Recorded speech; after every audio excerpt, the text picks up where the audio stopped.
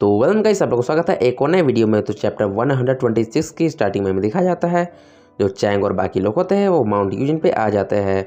और तभी चैंग कहता है सामने से, क्या तुम मरने के लिए तैयार हो? और उसके सामने यान, ये और वैंग खड़े होते हैं। तभी ये कहता है हमारे जो मास्टर है वो अभी एकांत में चले गए हैं अपना कल्टीवेशन करने के लिए, और तुम कितने बुरे लोग हो और तुम इस कंडीशन का फ़ायदा उठाना चाहते हो। उसके बाद शाओ भी कहने लगता है जो ब्लैक हेवन ट्रेजर ट्री है वो बहुत ज़्यादा पावरफुल है और हम ऐसे कैसे किसी भी एनिमी को यहाँ पर अटैक करने दे सकते हैं। उसके बाद ये फिर से कहने लगता है शाओ, तुम्हें बिल्कुल भी एग्जैक्ट कैपेबिलिटी पता नहीं है इस ब्लैक हेवनली ट्रेजर ट्री का।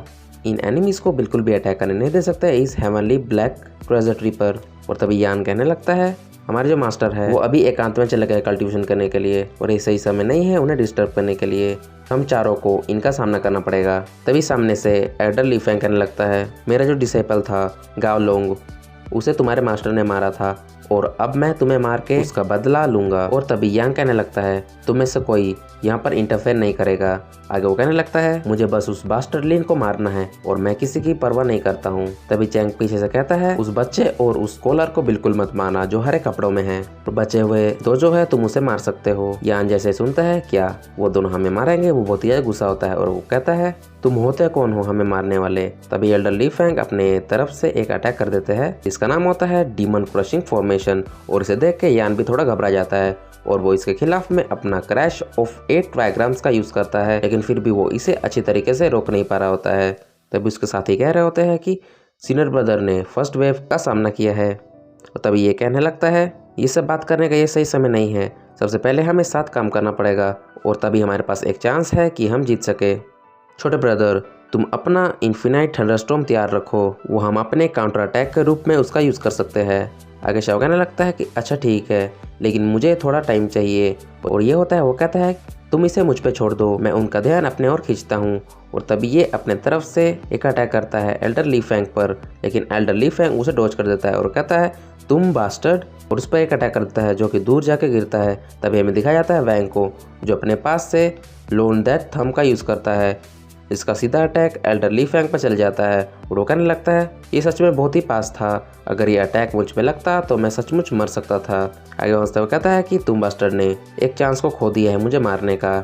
आगे वो कहने लगता है कौन सा चांस, अभी हमारा चांस आने वाला है। तभी हमें दिखाया जाता है जो शाह होता है वो अपना इन्फिनाइट थंडरस्टॉर्म तैयार कर लेता है और वो सीधा अटैक उस एल्डर ली फेंग की तरफ कर देता है और कहता है अरे बुढ़े चलो देखते हैं सबसे पहले तुम इससे बचते हो या नहीं। उसके खिलाफ में elder the 9 heavens formless squall का यूज़ करता है और वो दोनों अटैक आपस में टकराते हैं और वो दोनों ही खत्म हो जाते हैं। उसके बाद एल्डर ली फेंग कहते हैं सचमुच वो तुम्हारा बेस्ट मूव था। शाओ कहने लगता है नहीं, मास्टर मुझे हमेशा कहा है जो हम सोचते हैं वो हमेशा वैसा ही नहीं होता है। और तभी हमें दिखाया जाता है जो यान होता है वो एल्डर ली फेंग के पीछे आ जाता है और वो कहने लगता है सचमुच तुम्हें लगता है कि वो हमारा ट्रू इंटेंशन था तुम्हारे ऊपर अटैक का। आगे वो कहता है ये है हमारा बेस्ट मूव और वो एक स्लैश उस एल्डर ली फेंग की तरफ लगा देता है।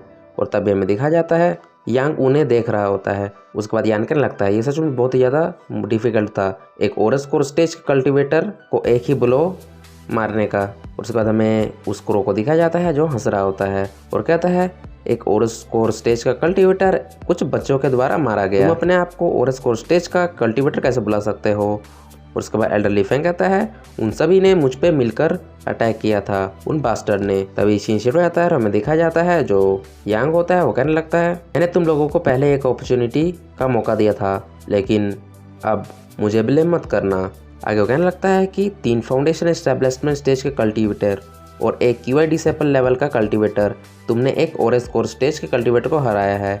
ये सचमुच बहुत ही बढ़िया बात है और इसने सच में मुझे शॉक कर दिया था, लेकिन अब वो कुत्ता लिन अगर बाहर नहीं आता है तो मैं तुम सभी को मार दूंगा। ये बात सुन के यान को बहुत ज़्यादा गुस्सा आता है और वो कहता है कि अपनी जबान पे लगाम लगाओ, हमारी हिम्मत कैसे हुई मेरे मास्टर के खिलाफ बोलने का, तुम जरूर मेरे मास्टर के हाथों ही मरोगे। और उसके बाद यांग कहने लगता है तुम्हारा जो मास्टर है वो सचमुच एक कुत्ता है, उसने मुझे एक चीप सी ट्रिक में फंसा दिया था, अगर हमारा सामना पहले होता तो मैं उसका सर काट के उसे मार देता। तभी पीछे से चैंग कहने लगता है तुम्हारा जो मास्टर है वो तुम्हें बेवकूफ़ बना रहा है, उसका कल्टीवेशन बेस भी लगभग तुम्हारे कल्टीवेशन बेस के बराबर है, लेकिन वो अपने आप को तुम लोगों से ज़्यादा पावरफुल दिखाता है। तुम सच में बहुत ही यंग लोग हो और तुम उसकी चाल में बिल्कुल फंस चुके हो, लेकिन तुम्हारे पास अभी भी एक चांस है, तुम मेरी तरफ आ जाओ। उसके बाद वो शाओ की तरफ देखता है और कहने लगता है, तुम इतनी यंग एज में फाउंडेशन एस्टेब्लिशमेंट स्टेज पर पहुंच चुके हो, ये बहुत ही कमाल की बात है। अगर तुम हमारे ग्रेट वुड सेक्ट में आ जाओगे तो तुम्हें भविष्य में बहुत ही ज़्यादा अपॉर्चुनिटी मिलेगी और तुम भविष्य में एक बहुत ही अच्छे कल्टीवेटर बनोगे। और उसके बाद वो ये की तरफ देखता है और कहता है, 2 साल से भी कम में तुम एक फाउंडेशन एस्टेब्लिशमेंट स्टेज के कल्टीवेटर बन चुके हो। तुम तो सच में बिंगयू के ही बेटे हो और तुम वापस से अपने घर आ सकते हो। और हमारा जो ग्रेट वुड सेक्ट है वो तुम्हारी मदर का भी सेक्ट है और ये तुम्हारा भी सेक्ट है। आगे वो कहता है, और तुम दोनों के लिए लाल बालों वाले, तुम सच में बहुत ही ज़्यादा ब्रेव हो। अगर तुम मुझे फॉलो करोगे तो तुम्हारे पास एक चांस होगा यहाँ से बचने के लिए। अगर तुम हमारे सेक्ट में आना चाहते हो तो तुम्हें ट्रायल पूरा करना पड़ेगा, और जैसे ही तुमने ट्रायल पूरा कर लिया और तुम हमारे सेक्ट के एक डिसेबल बन जाओगे। इस बात सुन के यान को गुस्सा आ जाता है और वो कहने लगता है, यान कहने लगता है, तुम अपनी बकवास को बंद करो, मेरा दिमाग खराब हो जा रहा है। और उसके बाद ये भी कहने लगता है, तुम लोग कहाँ पर थे जब मेरी माँ मर रही थी। इस बात सुन के चैंग को बहुत ज़्यादा गुस्सा आ जाता है और वो कहता है, तुम लोग नहीं मानोगे, और अपने पास से हेवनली केज मंत्रा का यूज़ करता है और उन चारों को उसके अंदर फंसा देता है। जैसे ही वो इस चीज़ को देखते हैं वो लोग कहते हैं, ये तो हेवनली केज मंत्रा है। और जो चैंग होता है वो कहता है, चुपचाप अब तुम मुझे फॉलो करो। और जो यान होता है वो कहने लगता है, तुम्हारे सपनों में। और जैसे ही वो अपने स्वॉर्ड का अटैक उस फॉर्मेशन पे करता है, पर्पल कलर की फ्लेम्स निकलने लगती है, जिसे देख के वहाँ पर सभी लोग हैरान हो जाते हैं। उसके बाद यान कहने लगता है, क्या तुम्हें लगता है तुम मेरे जूनियर्स को मेरे से दूर ले पाओगे? तभी वो लोग कह रहे होते हैं, ये तो फ्लेम है, ये तो निफोरियस प्राइमोडियल स्पिरिचुअल फ्लेम है, ये one of the 7th legendary primordial fire में से एक है। तो गाइस इस तरह चैप्टर खत्म, तो मिलते हैं अगले चैप्टर में, तब तक के लिए बाय बाय।